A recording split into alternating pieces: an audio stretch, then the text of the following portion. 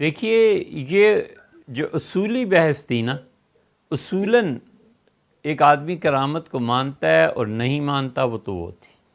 رہ گئی اب یہ بات کہ اولیاء اللہ کی کرامات جو لکھی گئی ہیں کتابوں میں، سینکڑوں نہیں ہزاروں جھوٹ ہیں۔ ہم یہ نہیں کہہ رہے کہ ہر کرامت سچ ہے۔ ایک ہے کرامت کا امکان اور ایک ہے وقوع۔ امکان تو ہو سکتا ہے، وقوع ہوا ہے یا نہیں، یہ بالکل ایک الگ بحث۔ ایک ہے اولیاء اللہ کی کرامات کہ حضرات انبیاء علیہ السلام کے معجزات کے برابر ہو سکتی تھی۔ بعض محققین نے کفر لکھا ہے اسے۔ یہ تو پھر اتریں، یہ تو تیریں آپ اس دریا میں اور سمندر میں، پھر پتہ چلتا ہے نا۔ فقہا کہتے ہیں کہ اگر کوئی شخص یہ کہے کہ ولی کے لیے چاند شک ہو گیا جیسے حضور اقدس صلی اللہ علیہ وسلم کے لیے ہوا تھا، تو یہ کفر کا ارتکاب کرتا ہے۔ فتاوی عالمگیری، اس میں آپ پڑھیے، ارتداد کے باب میں، جہاد کے باب میں، جہاد کا جہاں بھی باب آتا ہے اس کے ساتھ ساتھ وہ دو چیزوں کا ذکر کرتے ہیں، ایک تو کرامات کے باب کا، نہیں کرامات نہیں بلکہ ارتداد کا، اور دوسرے اس کا کہ خلافت کا قیام واجب ہے، ضروری ہے۔ اب وہاں پڑھیے،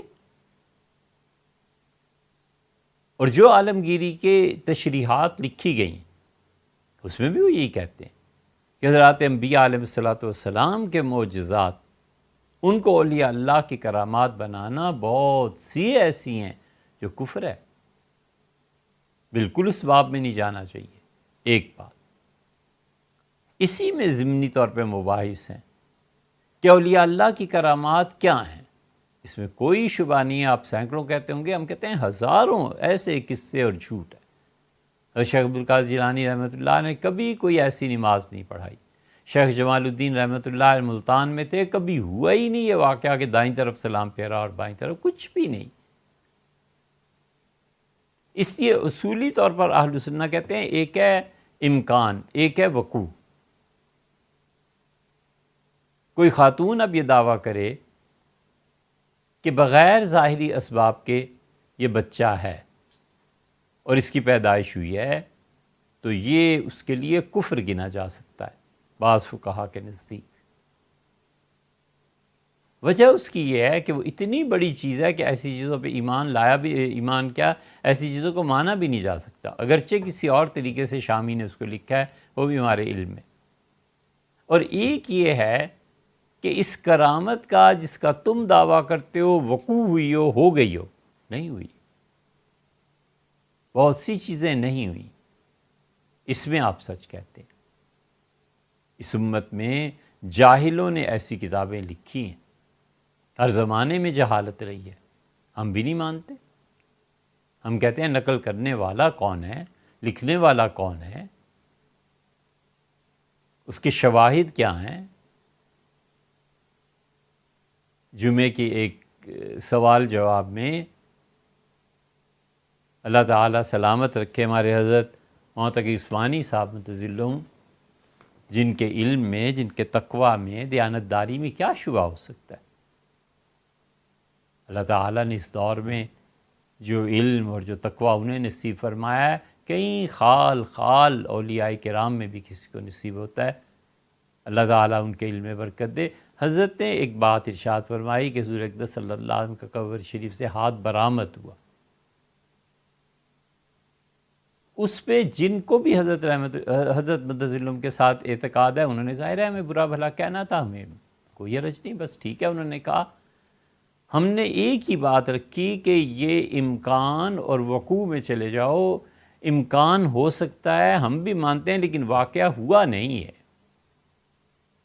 ہم کرامت کے منکر نہیں ہیں۔ وہ کہتے ہیں تم کرامت، ہم کہتے ہیں کون کرامت، ہم تو منکر نہیں ہیں، ہم تو اہل سنہ میں سے ہیں، لیکن اتنی بڑی کرامت شیخ رفاعی رحمۃ اللہ علیہ کی کیا واقعی ہوئی بھی ہے؟ کیا ایک بارات جا رہی تھی، اس کا تذکرہ مولانا مرزا خان صاحب نے کیا ہے، اور وہ ڈوب گئی، اور جب ڈوب گئی تو پھر اسے شیخ عبدالقادر جیلانی رحمۃ اللہ علیہ نے بچا لیا۔ یہ واقعہ کہیں ہوا ہے؟ حضرت اسرائیل علیہ السلام معلوم نہیں 9,000 کے 12,000 کے کتنی روحیں لے جا رہے تھے آسمان کی طرف. حضرت شیخ عبدالقادر جیلانی رحمۃ اللہ پکڑ لیا کہ کدھر لے کے جا رہے ہو، اور چھین لیا ان سے تھیلا روحوں کا اور آزاد کر دی. تو دنیا میں پتہ نہیں اس وقت 9,000 12,000 کتنے مردے سب زندہ ہو کے گھروں کو چلے گئے. تو اسرائیل نے جا کے شکایت کی اللہ تعالیٰ سے کہ پروردگار یہ تیرے ایک بندے نے یہ کیا کیا؟ تو اللہ تعالیٰ نے فرمایا خیر رہی، وہ تو اگر میرے سے روحیں چھین کے لے جاتا تو میں کچھ نہ کر سکتا. اب یہ کفر نہیں ہے تو اور کیا ہے؟ اعوذ باللہ. کوئی تک ہے کہ حق تعالیٰ شانہ موت چاہیں اور روح نکل جائے اور پھر روح کو پلٹا دیا جائے؟ یہ سب خرافات اور قصے ہیں. کیوں ہم مانیں؟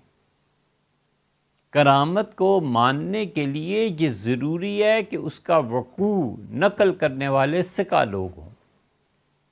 ہم نے کہا شیخ رفاعی رحمۃ اللہ علیہ کی اگر کرامت ثابت ہوتی تو ان کے معاصرین میں کوئی ذکر کرتا، کوئی اور کہتا. اور یہ اصل بھی کہاں تھی؟ اب تک کی تحقیق کے مطابق وہ بھی ہم نے حوالے دے دیے کہ یہ دیکھو اصل تو وہاں سے آئی ہے.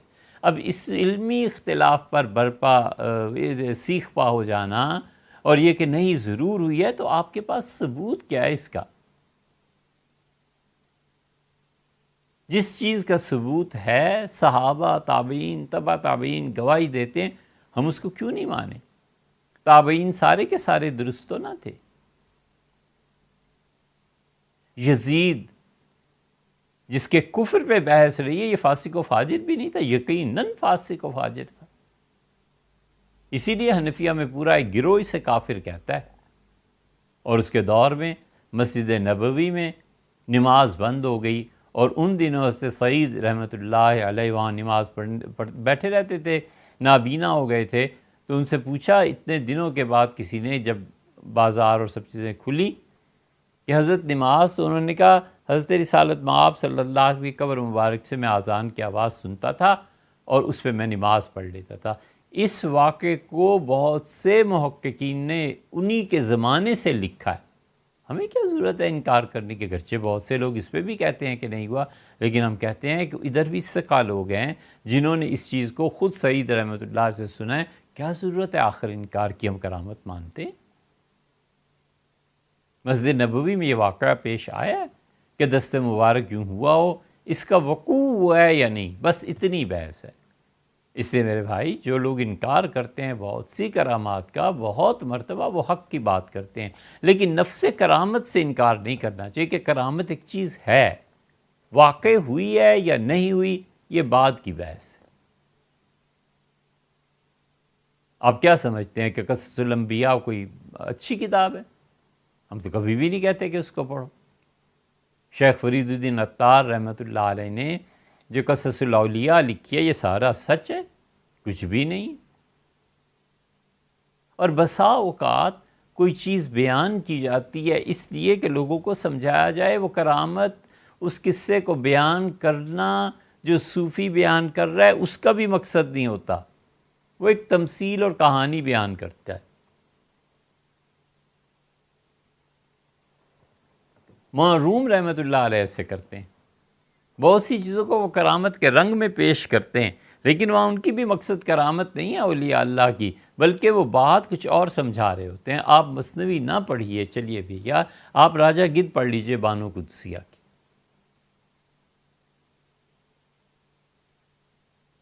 مگر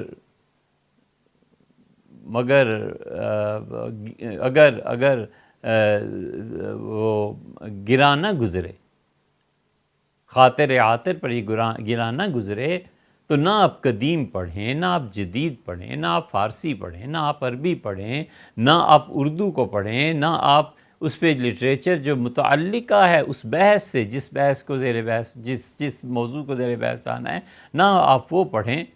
تو پھر کیا جھک مارے؟ اس لیے بہت مرتبہ ہم آپ کے ساتھ ہیں کہ یہ کرامت اس کا تذکرہ ہوا ہے اور وقوع نہیں ہوا، جھوٹ ہے جو لوگوں نے گھڑ لیا. بہت مرتبہ ہم آپ کے ساتھ ہیں، اس پہ کوئی اختلاف نہیں. لیکن یہی کرامتیں اگر ثقہ لوگوں نے نقل کی ہوں، پھر اسے ماننا بھی ضروری ہے. وہاں آپ کترا جاتے ہیں، اب سکا لوگوں کی روایت بھی قبول نہیں کرتے، حتیٰ نفس کرامت ہی سے انکار کر دیتے ہیں۔ سر سید کو دیکھ لیں، وہاں بھی یہی ہے، ایک طرف وہ معجزات اور ان چیزوں کے انکار پر زور لگا دیتے ہیں کہ ایسے ہوا اور ایسے ہوا، اور حدود کس کا سالہ تھا اور آدمی تھا، اور لاٹھی ٹیک اور یہ ساری چیزیں، اور وہ جو قرآن کریم میں گائے کے ذبح کا قصہ، سب میں سر سید۔ لیکن دوسری طرف جب اپنے پہ بیتتی ہے نا، تو حضرت مولانا غلام علی صاحب رحمۃ اللہ علیہ کی اتنی بڑی بڑی چیزیں لکھتے ہیں کہ پڑھ کے ہنسی آتی کہ میرے والد بیمار تھے اور ان کو یہ مرض ہو گیا تھا، اور حضرت مولانا غلام علی صاحب رحمۃ اللہ علیہ قبلہ کی دعاؤں سے اور ان کی کرامت سے میرے والد ٹھیک ہو گئے۔ فلاں کو یہ بیماری تھی، ہم نے حضرت کی کرامت دیکھی کہ یہ ہو گیا، فلاں خانقاہ میں ایسے ہوتا تھا تو یہ ہو گیا، اس لیے کہ ان کا تعلق حضرت مولانا غلام علی صاحب رحمۃ اللہ سے تھا۔ وہاں ساری کرامتیں ہیں، اپنے شیخ کے متعلق جو بھی ہیں سب صحیح ہیں، اور ویسے نفس کرامت کا انکار کرنا ہے، تو یہ کیا دو چیزیں؟